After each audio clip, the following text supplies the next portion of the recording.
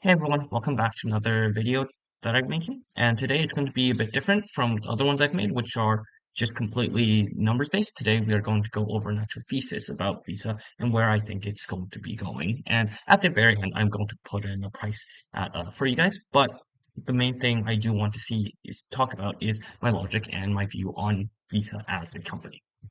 So what is their core business, right? Their core business is they want to expand the foundations of what they currently have. So essentially, people already know what they are, right?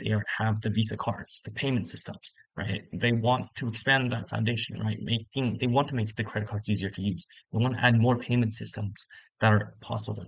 And in addition to that, right? What they have that most people don't really think about is their value-add services. The value-add services here are going to be things like data. It's going to be like fraud protection. So I'm going to go a bit more into each of these. Right? So foundation expansion, really, there are two sides to this for Visa to really play at, and that's going to be the pull and the push models. So the push model is what everyone really generally thinks about, which is the credit card system, right? You got your tap to pays, you got your tokenizations. It's essentially what you're doing when you are going to the store and you are saying, hey, I am using my Visa card to pay for the products. Essentially, you're initiating that system, and the business is pulling that money out of you, essentially. The other side that's been gaining more traction, or that Visa has been really expanding recently, more so than their pull model, because they are very entrenched on that side already. If everyone uses credit cards, right? You're using either Visa, Mastercard, and possibly Discover, and possibly Amex if you're rich, right? So those are really the only the four companies there. So Visa has a strong foundation in that pull side. The push side is a bit different. The push side is things like remittances, where you're working in the US and you're sending money home, or refunds from the company. Or another one that I didn't put up here, right, is going to be if you're doing like DoorDash, companies paying you on a gig system. All of those can be done through the Visa uh, back end. And that's going every single transaction, right? Visa can tack on a little bit of a charge there. So what's the difference between the push and the pull method? Because they do sound really similar. The fundamental difference is that in the pull model, what you have is getting pulled out of the person who's initiating the transaction versus the push model. It is the person who's initiating the transaction that has the money and giving that money to someone else.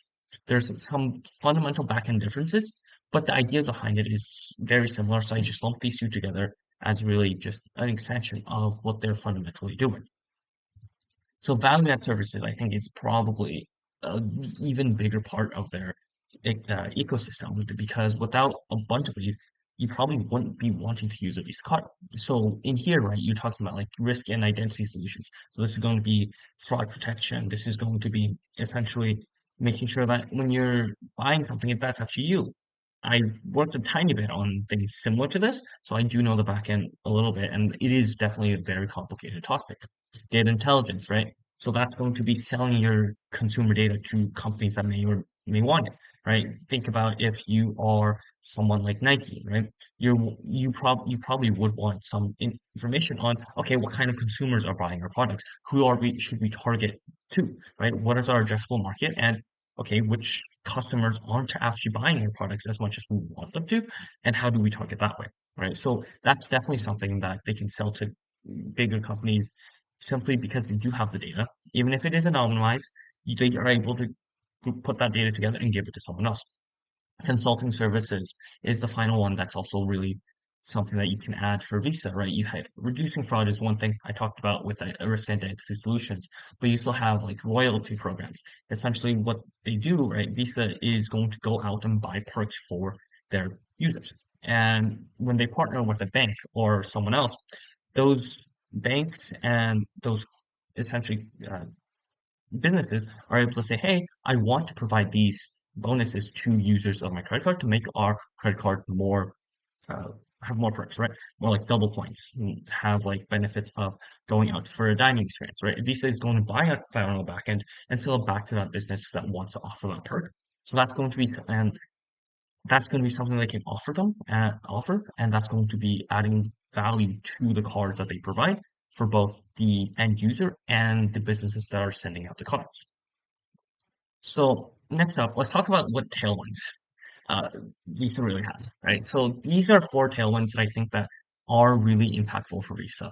We are going into a bull market for convenience, and this is really, I'm going to explain this in a later slide, but more and more people are just willing to pay more for convenience, right? We are getting more and more into a data hungry world, right? We have AI, which requires a bunch of data. As machine learning was getting built up the last few years, I don't know who still remembers that craze, but that requires a lot of data to use, right? And data is something Visa has a lot of. You have increased money movement around the world as poorer countries become more urbanized, as they become more developed, you do see that they tend to spend more money and more money gets sent or is getting sent around the world simply because there is more ease of travel nowadays than there were even like 10 or 15 years ago for like remittances for money that is sending between borders, right? So that is also something else we can look forward to as a tailwind.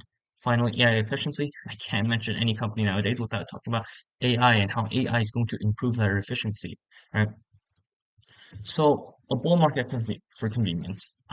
This is really, I think, the biggest factor for the increase in Visa's potential that I can see, which is, and these are the 3 points that really are, I think, is pretty telling for where we're going to be going, right? Cash payments fell from 31% of all payments to 18%, right? And that's probably going to decline more and more as people don't want to be carrying cash around. I personally hate carrying cash around, and I know a lot of my friends don't carry cash around. Some people don't even carry a wallet around these days and just use Apple Pay to pay for things, right? And that's really just coming from a point of convenience. So that's where something like tap to pay is going to be integral for Visa's development. And because they already have that developed, right, it's going to be something that's really easy for people to just jump on and use. Digital natives are entering peak spending years, right? We're taking a look at the millennials, we're taking a look at the Gen Z, we're taking a look, basically, Gen Alpha is coming up. They're going to be here faster than we realize, right? And all of these generations have been brought up on the internet. They've been brought up on these not fake money, but essentially money that isn't tangible, right? So they are definitely more used to just say tapping and paying, or say putting a number in and saying, yeah, this is where the money's coming from, and I'm paying it that way using things like Roblox, right? Or using like crypto to pay. So all of these really is going to be a very big tailwind for Visa simply because they already offer something that is just so much more convenient than trying to write a check or something like trying to pay with cash and counting out the change. So next up, we have a world that's getting more and more data hungry, right? Visa has a shitload of data. Think about every single transaction that you're making, right? And they have all that, billions of transactions every day. It really helps development of new transaction methods, right? They can see where people want to be spending their money. And as they expand more of the transaction methods, right? What you get is they get even more transaction on that transaction on their backend, which means that they have even more data to spend, more data to sell people, more data to draw conclusions, more data to actually create a view of the world, right? That is going to be helpful with fraud, with identity security, really anything that another company might be asking for. This, right? Addition to that, right? They have a consulting division to help interpret that data too, right? So that it's not just something where you have just ones and zeros essentially on a computer and you don't know what the heck it means. They're interpreting it for you. And all of that put together, as the world becomes more and more data hungry and more wanting to know information now, wanting just fast data, fast information, this is going to be something that Visa is going to have to provide. However, I don't think this is as much as a tailwind for Visa as that bull market for convenience. So because I think most people already see this. I don't think most people. I don't think most people. I don't think most people are actually thinking about that bull market for convenience as much as they should be, right? So, but this increasingly data hungry world, I do see that most people do realize, hey, we've just had a craze for data science. We just have a craze for AI. What do those both have in common? We need a lot of data. And who really has that data and is able to provide it is going to be able to make lots and lots of money on it, right? Like, look at Reddit for a company that had lots of text data and they were able to sell that to essentially Alphabet for a lot of money simply because they had that much data that could be used for training. I don't know what is happening here. Give me one moment to try to fix this. Okay, we're back. My computer just had an aneurysm, it looks like. So, well, it changed it to the next slide for me. Perfect. So I was going to get on to the next slide anyway, but we're talking about AI inefficiency. I don't think this one's really as big of an impact for Visa in the future since they have had like an AI-based fraud system since the 90s, right? AI in that sense is really just data science, I would say. I have a slight background on this, and most of what they say with AI nowadays is LLMs, and that's not really what Visa is going to be using on their back end to really secure their fraud systems to increase their resilience against attacks. Possibly with the attack side, LLMs can be helpful with coding more and better cybersecurity systems, so that could be something that helps, but that's not really something that is going to be that helpful, right? Yes, AI is going to be make them more efficient. AI is going to make it so that high demand items, they're able to actually buy that easily. They can see where their customers are looking and what kind of items they actually want to be given as rewards for loyalty programs. But once again, I don't think this is that high of an impact because both for one and two really are just indicating, hey, well, actually, no, all three items are just items that people expect from Visa, right? It's not something like, hey, this is an outside factor that we don't think that we think you are not going to do for us. If you do, it is amazing. No, it is something that is built into Visa. You're like, if I'm using your card, I expect it to be secure. I expect it to give me rewards, and I expect it to be resilient against fraud. Right? So low impact. It will increase their efficiency a little bit, but in the grand scheme of things, I don't think it is a very. It doesn't really move the needle. So then let's get to the headwinds. So the headwinds is probably slightly more interesting, I would say, but not particularly. You have regulations, you have macroeconomic uncertainty, you have competition. All three of these are really just questions on really, are you going to be uh, really just damaging to their margins and their profitability. But let's just take a look at what there is in regulation, right? You have antitrust that's aimed at more competition. I don't know if this is actually going to go through. Like right now, yes, we do have a duopoly essentially of these payment systems with Visa and MasterCard. But at the end of the day, people have already people have already essentially tried this. Visa and MasterCard have been essentially fine for as long as they've been, and they already have increasing competition, which I'm going to talk about in the next slide, which really drives this antitrust side relatively moot. So compliance with regulations, that's just something where it's going to be in line with the AI side, right? It's regulations that people already expect, right? You have a customer protection, know your consumer, all of that stuff. So I really don't think regulation is that big of a headwind for Visa, simply because they've already accounted for so much of it in the past, however many years they've been around, that it's just something that's part of doing business, and it's not really a headwind that people well, it's a headwind that's already priced in, essentially. And essentially, therefore, it's not really something that's outside of expectations for it to be there. Macroeconomic factors. I think one of the things that we do want to say is that people do think that the issues with the economy are going to spill over to Visa, right?